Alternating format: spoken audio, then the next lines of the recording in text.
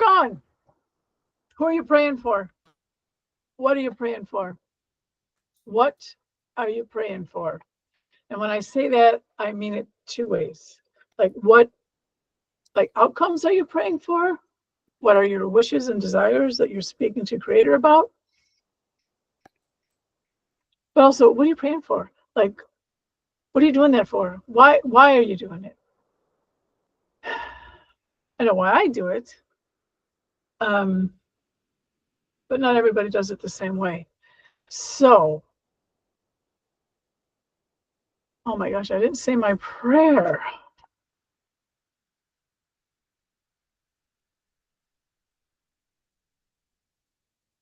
Isn't that funny? Today's topic is prayer. I always pray before we start. And I forgot. Well, because we were eating dinner. And luckily, Wendy called me. You know, it's 7 o'clock. Wow. So prayer, in its simplest expression, description, is connecting with Source.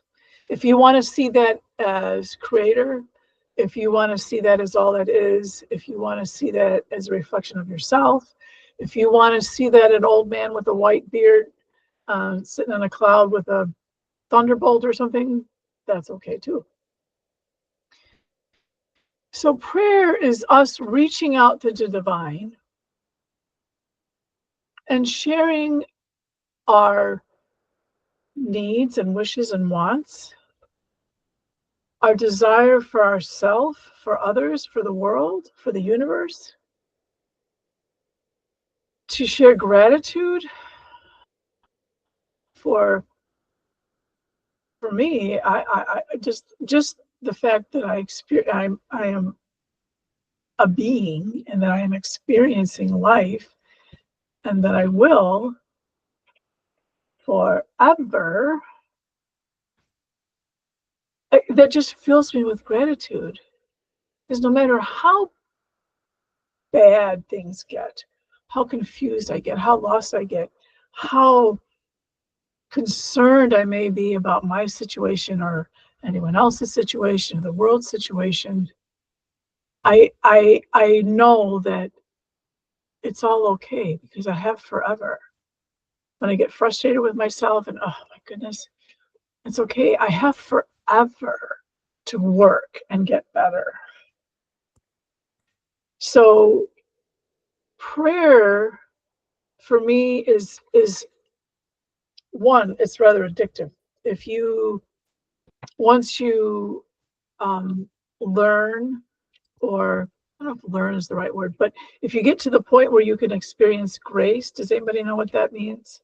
The experience of grace. For me, oh, thank you, Shannon. That's a great idea. Grace is when God it's kind of like God touches you and lets you know He's there. I mean, we know He's there. Conceptually, we know He's there. And I say He not because I think He's a male. But grace is when you're praying and you're connecting and you get this feeling that overcomes you and it makes your heart tickle and sing, and me, it always brings tears to my eyes. I don't necessarily, sometimes I'm like snot blowing tears.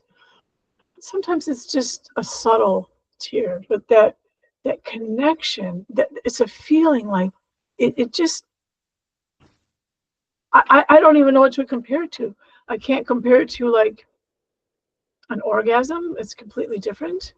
I can't compare it to, a favorite dish of food, this sensation in my mouth.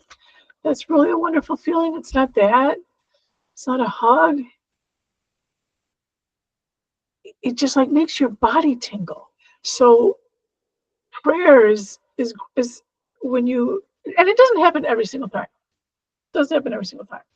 I usually get it every day, but not every single prayer, and to varying degrees of intensity.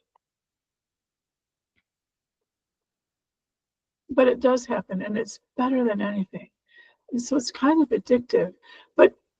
But my being, every cell in my body, and every energy that emanates from me and that I receive, all the, what you want to call it, your aura, your eternal self, all, and again, we're only learning all this stuff, so we don't necessarily have the right words, and we certainly don't have the right understanding. We're all guessing. There's a lot of things that we do know, but there's way more that we don't know. So whatever you want to call it, wavelengths, every aspect, every frequency, every cell, everything that's me knows that I am part of Source, and that I'm connected to Source, and that I have a creator, and that creator is love, that everything emanates from love. And so it's like a need, and my body, myself, recognizes that. And if you have not been having that experience, you might want to think about it, about trying it. It feels like home. There are places that feel like home, maybe grandma's house, maybe your mom's house, your own house, but the woods, the water, places that feel at home. But that, to the nth degree, I couldn't even quantify it. There's a knowing, and you can't. I mean, I'm starting to tear up just thinking about it, talking about it with you. It's so powerful and so wonderful and life affirming. So, what are you praying for? That's what I'm praying for. I'm praying because I need it. I can't imagine not having it. I wasn't always in tune with praying like I am now. And I'm sure there are people that pray way better than me. But it's not a competition. It's not a challenge. It's not a race. It's not anything. It's just you. It's you and your relationship to what is, which is you. You and your relationship with you and your true self. And again, like everything, you have eternity to get better at it. Like I've talked to spirits on the other side, obviously spirits, not humans, and about all kinds of different stuff. And like sex. Oh, sex must be, you have sex. Yeah. But it's like nothing like here. It's like way better. Or love. There's a relationship, somebody took on somebody and felt the love between a couple. Very powerful. And then felt the love in a different healing session of a different couple that were in spirit. And they're like, it's 1,000 times better, stronger. So everything that we experience here is a taste, a touch of there. So you can imagine if what grace feels like here, can you imagine what grace would feel like when you don't have the body and the inhibitions and the things that like kind of get in the way, because I don't know about anybody else, but even no matter how deep of a prayer I'm in, if like the phone rings or a truck goes by or whatever, it can pull me out, right? Or my start going, okay, boy, I'm starting to cry. I'm starting to really get into it. I'm really feeling it. But I don't have much time. I got to get in the shower, and then I got to make breakfast, and then I got to be someplace by 9 o'clock or whatever. So I can distract myself. Maybe others don't. That would be great. Maybe that's something for me to aspire to not get distracted by stuff. And then sometimes I'm in it, and then it doesn't matter so much. So how to pray.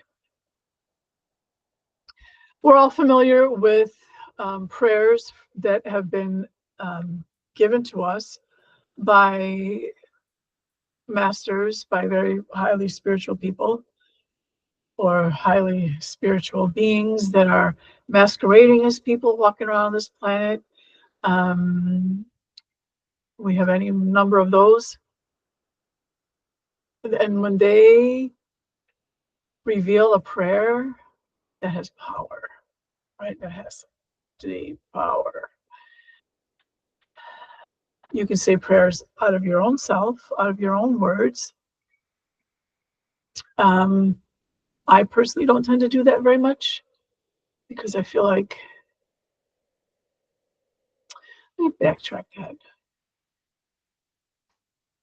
I mostly read prayers or say prayers that I have memorized that have been revealed by higher beings. And then there's times I'm just like, this is what's going on. This is what I'm wanting to pray for. And Creator, you know. I mean, I don't even say Creator, you know, because I know Creator knows. Like I know that Creator knows what's in my heart and what I'm trying to convey and what I'm asking for assistance with. And I'm always asking for it to be for the highest good. Mm-hmm. Like, you know, my parents are not so young anymore. I'm not so young anymore.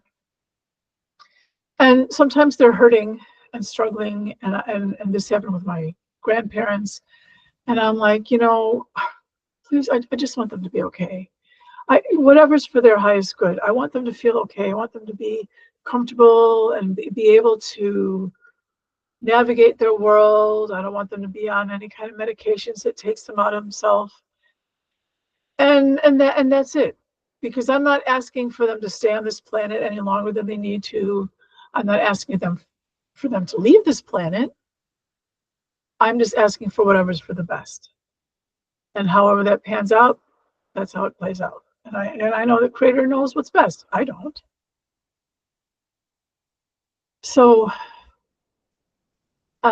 which brings me to another point in detachment. And detachment is, I'm sorry, but detachment is going to be an ongoing theme as we go through these whispers of the soul. Detachment plays a part in so much. And so when we pray for something and we have a very specific outcome that we're praying for, that we want it to happen this specific way, not only are we kind of like playing God, like, you know, telling him what to do, this is how I want this answered, but we're not leaving room in our heart for something that we did not think of before. Like if you pray for the best outcome, like you think the best outcome is going to be, I don't know, that you fit in the blue dress by next week. But maybe that's not the best outcome. So when you in your head get yourself all caught up in a specific outcome, you want your child to get better, you want the grass to grow greener, whatever the thing is. And obviously I'm being facetious about the grass. So although maybe you do pray for the grass.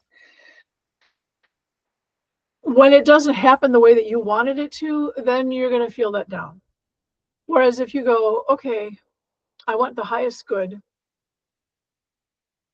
and you allow the answered prayer, because God always answers, when you allow the response to come and you go, oh, I see that. I see it. I see it. I get it.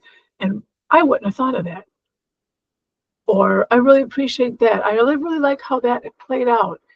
And you wouldn't have had any control over that. Like all those serendipitous things that happen, like to create a situation that you could have never planned that. You could never go, okay, well, Wendy is going to be at the stoplight at 3rd and Main Street on Tuesday at 2:00. And then Joe Smith is going to be walking down the street.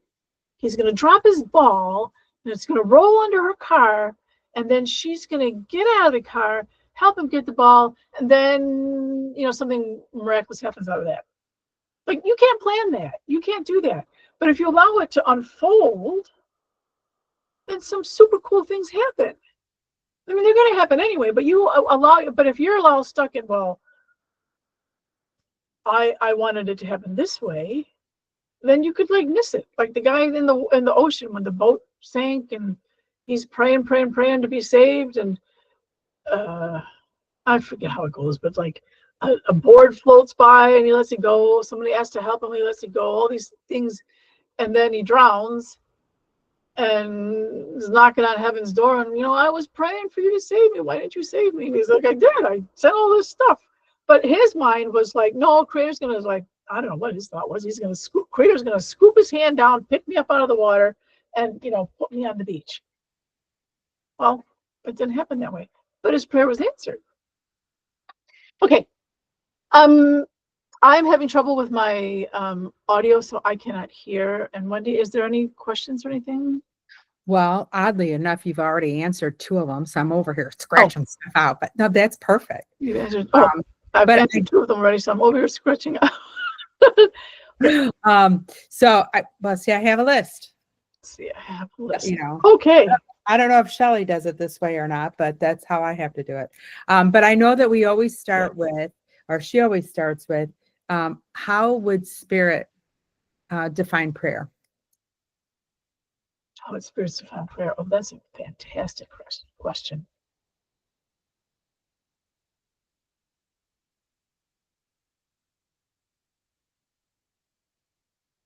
Wow. Oh, I can't wait. It's like if you're in spirit, you're walking along, which obviously you don't have sidewalks or whatever, but maybe you do in some realms, whatever.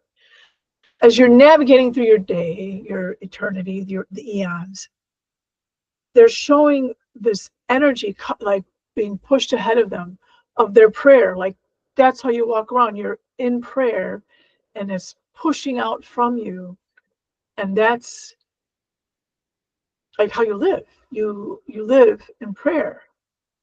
So, to be more specific about the question, the prayer is life.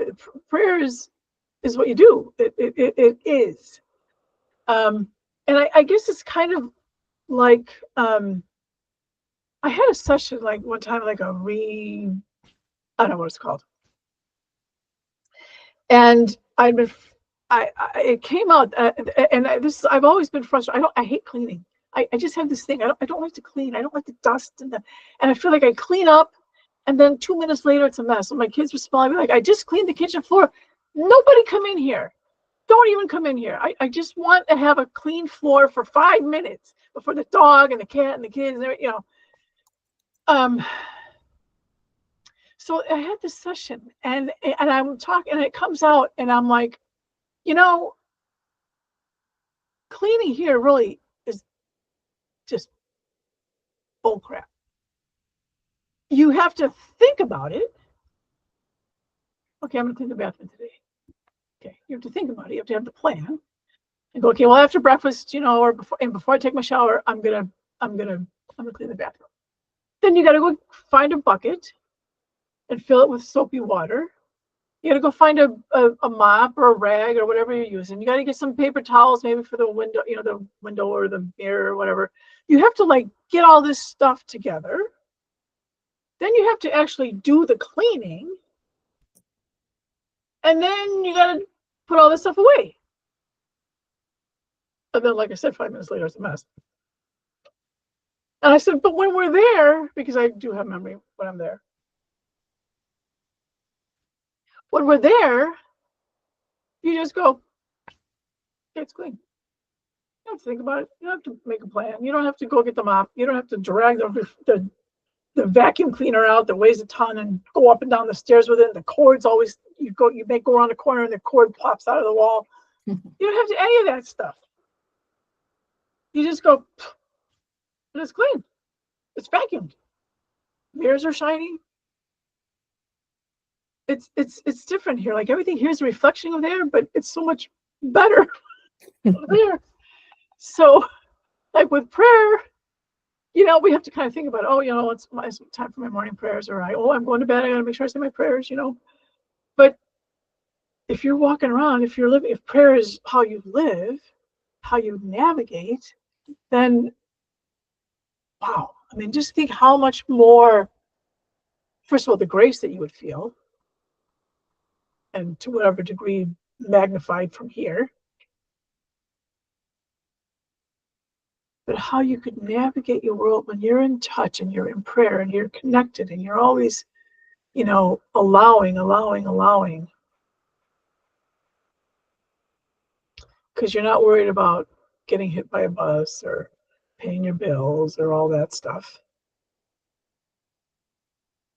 It's a whole way more powerful.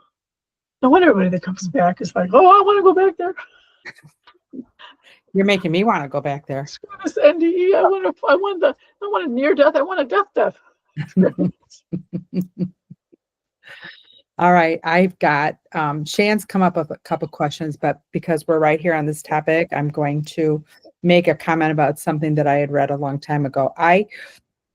Although raised up in a religious house and going to church and so on, there wasn't a lot of prayer. Like I knew some of the memorized prayers that you would say in church, and that was it. Never really said them from here. And then one time when I was trying to figure out how to pray, before somebody told me it's a conversation with God, I read somewhere that the most powerful prayer is thank you. It is that the power of, oh boy, this is difficult with a closed caption. That the most powerful prayer is saying thank you. Oh, so the question is the most powerful prayer gratitude? Yes. I think so. Hold on. They're saying that's like that thing about you're walking around pushing it in front of you. That's like gratitude. You're like in gratitude. That doesn't mean that you don't ask for things.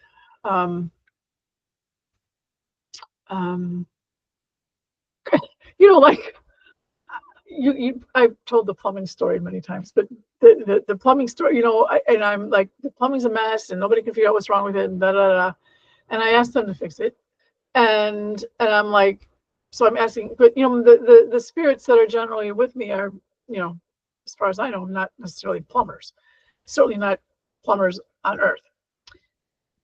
So I'm like, but I have this plumbing problem. I know that we're usually doing spiritual stuff, but I got this plumbing problem. I need help. I'm like, so if you don't know about plumbing, could you go find somebody that knows about plumbing and ask them to come and help? So, you're even though you're in spirit mode, but sometimes maybe it's not your specialty, right? Maybe you're just not, that's not your thing. So there's somebody that who is a being, whatever, in whatever realm somewhere that that has a better understanding of this particular thing. And so, that's just an example. So it's not like I'm saying it's not that you don't ask, but yes, that whole gratitude thing is huge. Okay. And like I said, that when I do that, it's not like I have a schedule or something, but whenever I move to do that gratitude, like the first time I thought to be grateful for the experience of existence, that really twisted me up. And I'm still so grateful every time I think about it, because then I start, I went through the whole okay, what if I didn't exist? Like when I know I didn't exist, and I'm so grateful that Creator is of love, right? Because what if Creator was of something else, of fear, of disgust, of, I don't know, anger? How blessed are we that our Creator is of love? Because imagine wrapping your head around. I mean, we think it's bad that we have a bad teacher or mayor or political thing. We don't want to go there. You think that's bad. Could you imagine if our Creator wasn't of love? Oh, and what if Creator had decided, like never decided to create anything? Would there be nothing? Would Creator still exist? Would there be nothing? And what's nothing? How do you have nothing? Like, what's nothing? I don't even know what nothing is. Like, what Come is out of nothing? the rabbit hole. None of us, it's Come just too out of weird. it. Rabbit hole, exactly. It's a rabbit hole. I can get myself down all kinds of those. And then you pop out the same hole you started. You go down, pop up some other hole. You're like, oh, okay. Well, I wasn't here, but Okay. anyway. Okay. Another question. Is, can people pray without words? Oh yeah. Oh yeah. In our writings, we're told that in Scripture, again, I'm talking about higher beings that give us words and knowledge and understandings, that service, work, whether it's babysitting, you're taking care of your kids in your house, doing the dishes, cleaning the house, my favorite, or going to the job and you're pumping gas, or you're a university president, or you're a rock star, or whatever it is. When you engage in your world from the position of being of service, that what you are doing is serving the world, making it a better place. And even though you're only working maybe with one person at that moment, it's still that one person that you're working with, like you're a psychiatrist or something. You're making the world a better place, one person at a time. So when you have that understanding, the perspective, you're not going to work because you need to make a buck. I mean, you do need to make a buck, but that's not where your heart is. Your heart is that I'm being of service to the world. That is prayer. You're not thinking about praying while you're scrubbing the floor or being, on stage playing your guitar. Shannon, that always reminds me of you.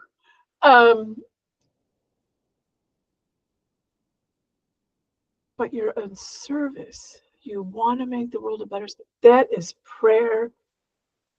That is prayer.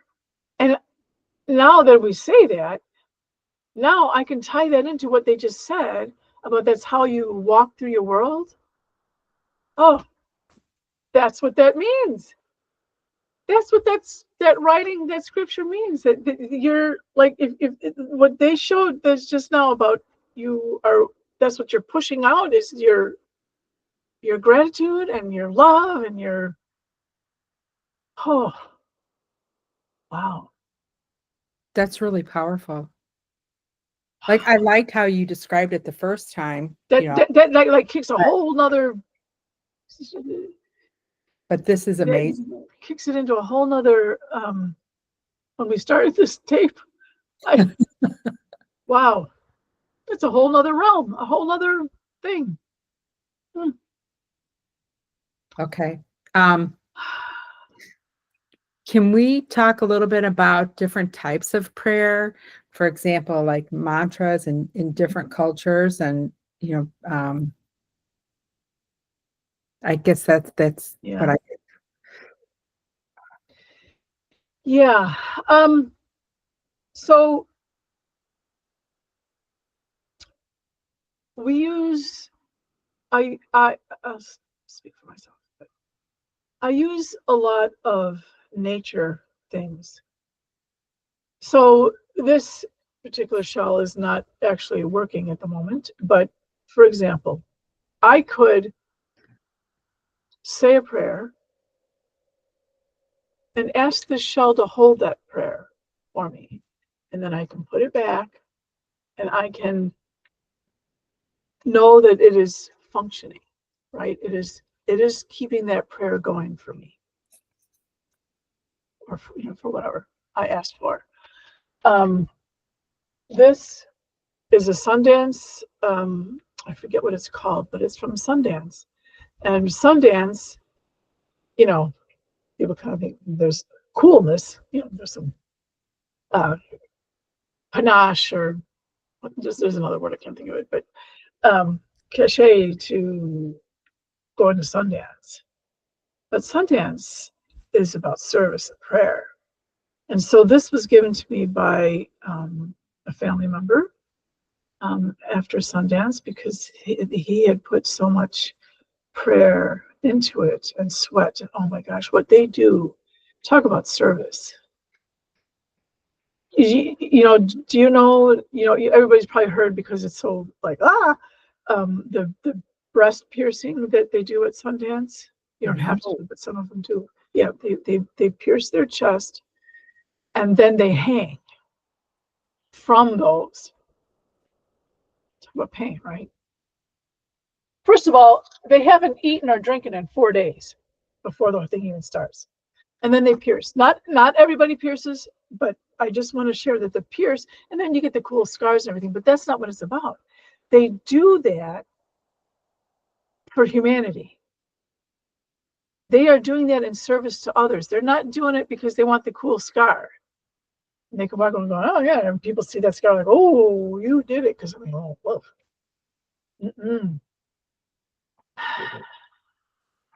You can drop a tear, and that's a prayer. You can drop a tear, it's not a prayer, but you can pray. You can use your words. You can say them aloud. You can say them in your mind. You can have the thought of your feelings. And again, you can read the prayers revealed by different manifestations and higher beings and things. Mantras, and again, you have to be in that position of it's a prayer, not because we know that those a lot of the Far Eastern practices have kind of been railroaded or kind of twisted for United States society's use, right? Yoga is about getting closer to the divine. That's what yoga is in its truest form and its truest purpose. But a lot of people do it because they want the cool yoga body. It's not about doing yoga with your retriever and wine and chocolate and goats and all that stuff. I mean, cool as that all is. Yoga's purpose is for connection to the divine. So you can do yoga as prayer. Tantra, which has been kind of hijacked as an excuse to screw anybody you want to anytime. By some people, I'm not saying everybody, but I have seen it. But yeah, no thanks. I'm not going there. I think Tantra, again, is for the divine. And Tantra, I think, is beautiful practice. If it's practiced as it was intended for connecting to the divine, that's a prayer. So you can use Tantra as a prayer, but you got to do it the right way. Same as yoga. So the mantras and all those, so the mantras, yes, those are powerful. But again, you got to be using it for a prayer, not because it's cool and because your best friend did it and whatever. So we have to be a little careful about some of these things, especially when you're appropriating somebody else's culture, that you're doing it for the right reason. Does that make sense? Yes, it makes perfect sense. So a prayer can be a walk in the woods, admiring the trees, the sun filtering through the trees. Does that answer the question? Shan, does that answer your question? Let me know. She said, so your heart needs to be in the right place. Exactly. Yep. Your heart needs. And I'm going to say, yes, you do need For some to do reason, Siri thought that I was talking to her. I don't know why. She's like, "What? I wasn't talking to you." Maybe she wants to know how to pray. Okay.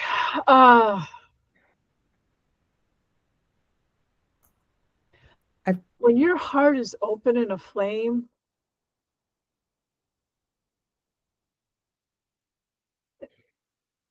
and you're a person that acknowledges Creator, Source, God, Divine, whatever, again, whatever word you're using, anything can be a prayer. Cooking, doing dishes, and remember what makes food taste the best. The secret ingredient in food and recipes? Love. Love. Love, love, love. That's the Yeah. secret. You're doing it in service. You want your love to pour into that food.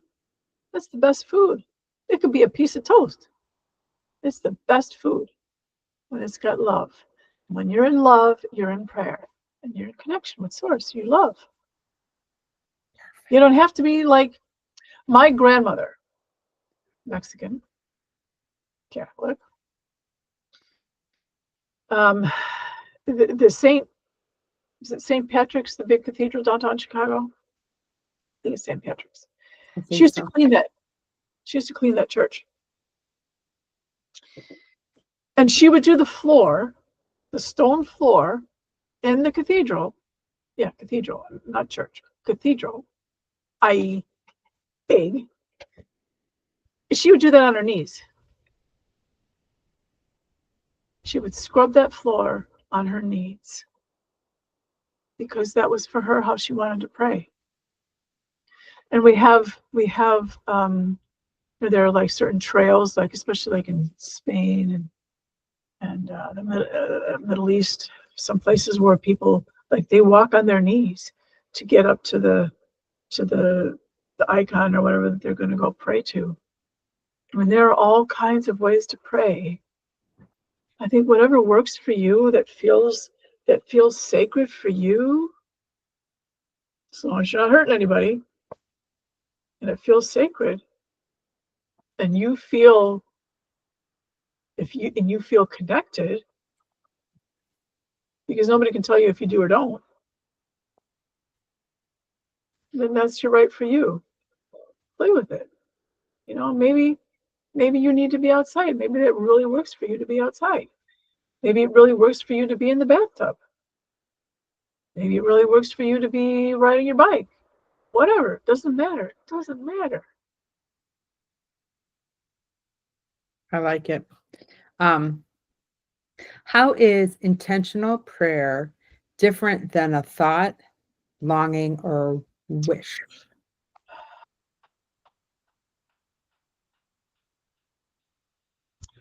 That's like the examples that came into my head, not that they showed me, but the examples that came into my head are like use weaponry, and I don't want to use weaponry. That's like you have a handful of seeds and you just spread them out.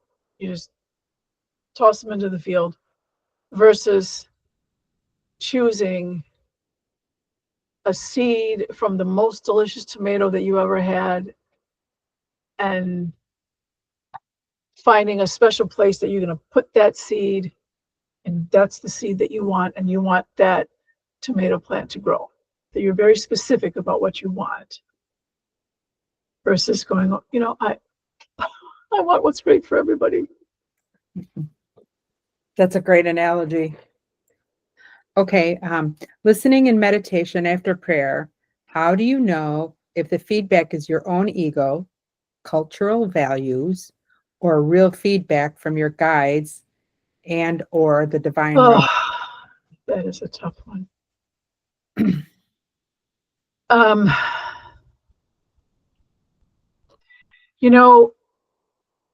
When I'm working with an individual, or whether it's at the retreats or whatever, or when we found that portal, remember, in Arkansas? Yes. Whatever it is, when I'm starting something, I'm saying my prayers and I'm getting feedback, right? And I started doing it because initially I'd be like, you want me to what? I'd get so weirded out, like, what? They're supposed to do what? And that one, what? So I would test it, like in my head. I go, okay, is that really what they want? Okay, what if I change it? Does it still feel true? No, that doesn't feel true. It feels more true. And so I would test it. So I still do that, not maybe to the degree that I did before, because I'm more experienced or more trusting, and I have faith in what I'm getting and what I'm doing.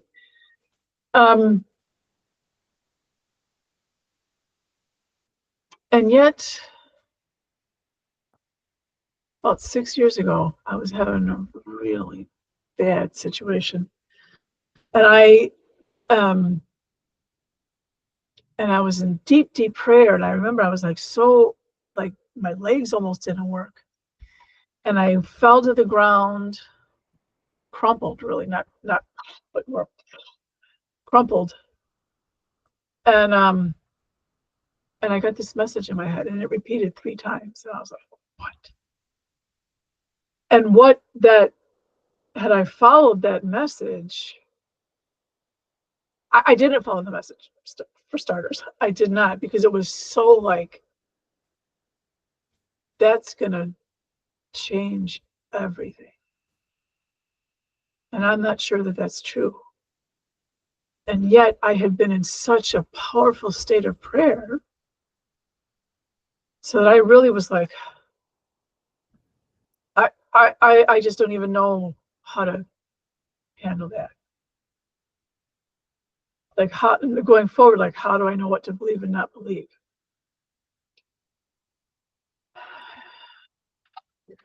So, in looking back, and I was actually thinking about that this morning in the shower, that I might share that story about prayer, because this is a very good question. Like, how do you believe? How do you trust? And I think, let me ask.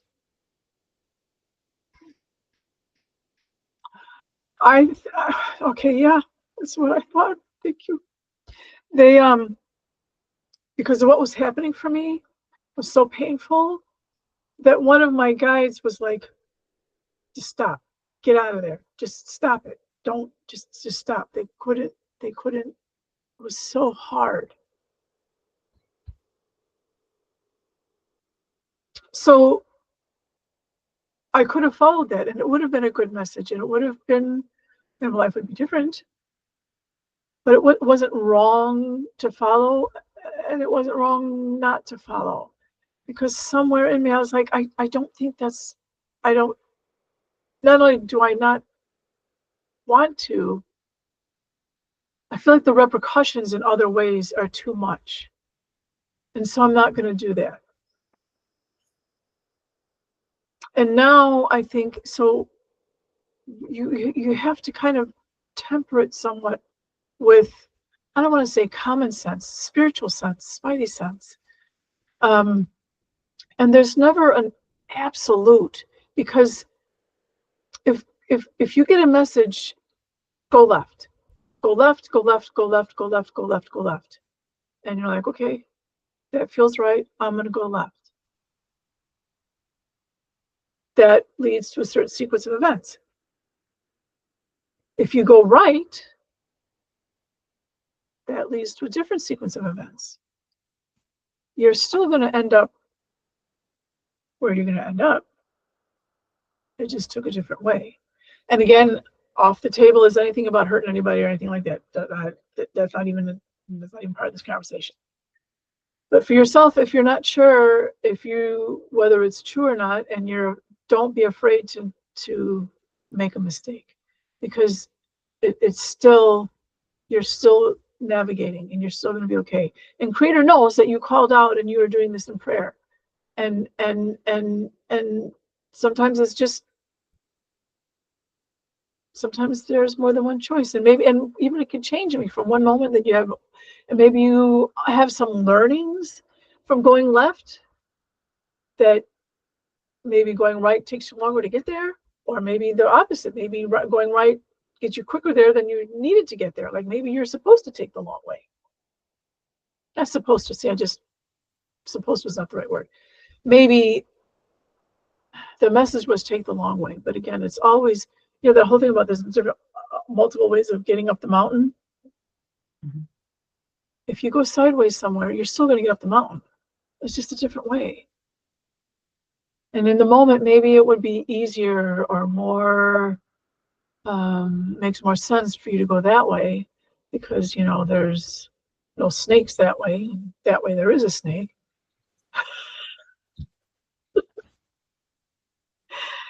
But you go that way and you get bit by a snake, and boy, that wasn't very fun. But you're still going to make it up the mountain, right? You're still going to get up there. You just, gosh darn it, you had to go through that, which you might not have. So I guess do your best and just don't beat yourself up if that maybe you did the wrong thing.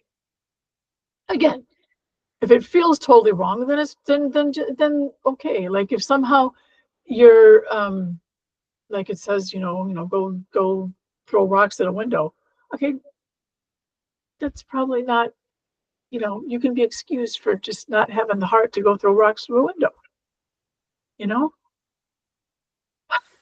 I think that kind of comes back to if the answer is that you get is a loving answer, then, like going and throwing rocks is not loving, but maybe going and picking up rocks from somebody's house, like an older person, that would be loving, both of them are about rocks, and move. But are you doing it for love? Or are you doing it for vengeance? So I think if it's love related, then you can feel pretty secure that that's coming from somebody who loves you. Yeah. Which kind of is part of the equation here, right? Because it's why we always start with prayer. Like if I'm doing a reading for somebody, a healing for somebody, whatever. And, we do exorcisms. Again, I don't like that word, but, we do some weird stuff. And I always want to start with a prayer because I want to be sure that everybody knows that my intentions are to be doing this in the light with the right purpose, right? I want to make sure that that's like on the table. Everybody can see that. I stick it right here in the middle of the table. We are doing this from the perspective of prayer and creator and love and how, whatever. And my intention is that I am speaking to the creator, which is another question. Probably you guys might have asked that, but this is another issue. But this is all going to tie together. Hold on. Because there are spirits out there who will get in your way. And the higher your vibration, the bigger your boom, the bigger your effect, the bigger the resistance against you, because there's always dark forces. There are forces of light and there are forces of dark. And the lighter you are, the darker the stuff that's coming after you and trying to interfere with you. So you want to always be in prayer and be, especially, when you're doing this stuff. But that doesn't mean that somebody can't still get through. Because again, they're sending the big guns. The bigger your gun, the bigger the ones are coming after you. However you see that. I mean, not everybody believes that it's beings, it's forces, it's energy. However you want to, none of us know exactly. We know how we interpret it. So that, again, so back to my example, my fear was whoever told that to me to take that step, to take that left, and I went right. Like, who was that? If that wasn't creator, who was that? Because why would creator tell me to do that? That was weird. But then so now I got this information. But at the time, it really freaked me out because I'm like, here I am in deep prayer and somebody else got through. So that is an issue. So when you are, here's the thing. So when you are praying, you need to set the intention and have the understanding that your prayer is to creator, not, okay, so in native culture, there is a creator God that is not the great spirit. There's the overarching spirit, and then there are so when we're saying prayers, you have to be clear with yourself that you're not praying to an Anunnaki God, you're not praying to Thoth, you're not praying to Isis anybody that you could, to a dragon, whatever. Any of those beings, if they're in the light, can certainly carry a message to Creator. But your intention has to be that that this message that you're sending out is for the highest being. Because if you get caught up in this lesser stuff and you don't have that intention that that's where it's going, that's who I'm addressing this to. I'm addressing this to the Creator. Whatever word you use, it's your intention and your understanding that it's the highest, whatever the highest is. Whatever word you use, doesn't even have to be a word. Just that's what it is. Don't get confused by it. Don't trip yourself up by somebody intermediary. Okay. Well said. All right. So I think we're kind of at the end. It's time. Yeah, got all my questions. So we just need to have our final one. The one takeaway Spirit wants us to have from our discussion tonight.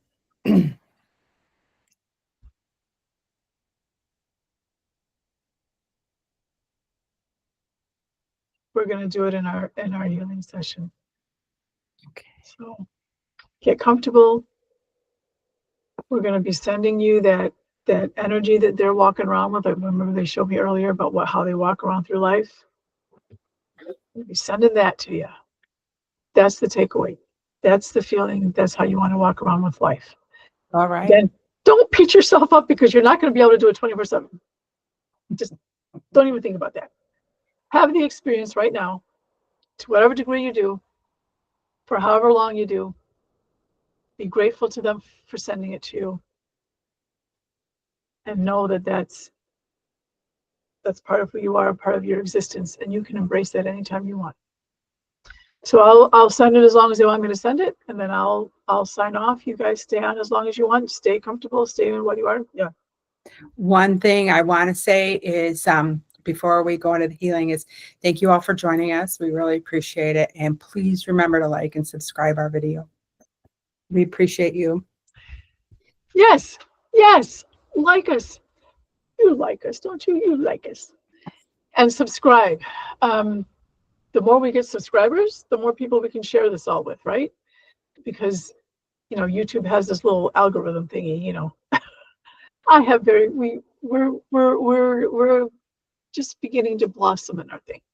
But if you help us by subscribing, again, that's more people that will see us. More love that goes out. Okay.